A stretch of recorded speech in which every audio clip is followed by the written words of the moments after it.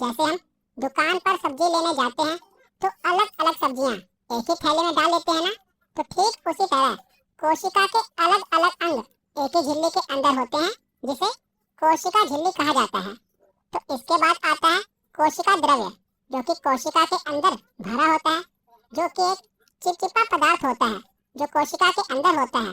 अब आगे आपको कोशिका के केंद्र में केंद्रक देखने को मिलेगा, जिसे इंग्लिश में कहते हैं न्यूक्लियस। ये कोशिका का दिमाग होता है, यानी कि पूरी कोशिका को ये नियंत्रित करता है।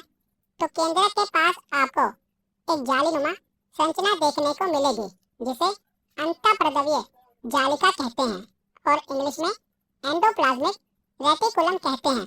तो इसी अंतःप्रद्रव्य जालिका का एक भाग रफ होता है, यानी कि खुरदरा होता है, जहां पर छोटे छोटे राइबोसोम देखने को मिलते हैं, जो कि प्रोटीन का निर्माण करते हैं। आगे मैं आपको डिटेल में बताऊंगा। पहले मैं आपको एक ओवरव्यू दे रहा हूँ कि कोशिका के कौन कौन से अंग होते हैं। तो राइबोसोम के बाद जो ये संरचना है, ये माइटोकॉन्ड्रिया की है। उसके बाद आपको कुछ इस प्रकार की संरचना देखने को मिलेगी, जिसे लाइसोसोम कहते हैं, और ये है तारकताय। और नीचे की तरफ आपको गोल्जी बॉडी देखने को मिलेगी कि पूरे सेल की संरचना है। तो मैंने आपको ये जो सेल के महत्वपूर्ण अंग हैं ये बता दिए। अब आगे हम इसको डिटेल में पढ़ना शुरू करते हैं। तो पहले आप देख लीजिए, ये है पादप कोशिका और ये है जंतु कोशिका। तो जो पादप कोशिका होती है ना, इसका आकार चौकोर होता है, और जो जंतु कोशिका होती है ये गोलाकार होती है। आप देख रहे हैं ना, ये है पादप कोशिका और ये है जंतु कोशिका। तो जो जंतु कोशिका होती है ना, इसके बाहरी आवरण को कोशिका झिल्ली कहते हैं। मैंने अभी आपको बताया। उसी प्रकार जो पादप कोशिका होती है, इसमें भी कोशिका झिल्ली होती है, परंतु पादप कोशिका को मजबूत बनाने के लिए इसके बाहर एक और आवरण होता है, जिसे कोशिका भित्ति कहा जाता है। तो याद रखिएगा, जंतु कोशिका और पादप कोशिका दोनों में कोशिका झिल्ली होती है, परंतु पादप कोशिका में कोशिका झिल्ली के ऊपर जो आप ये संरचना देख रहे हैं, यह कोशिका भित्ति। तो इसमें कोशिका झिल्ली भी होती है और कोशिका झिल्ली के ऊपर कोशिका भित्ति भी होती है। कोशिका भित्ति को कहते हैं सेल वॉल।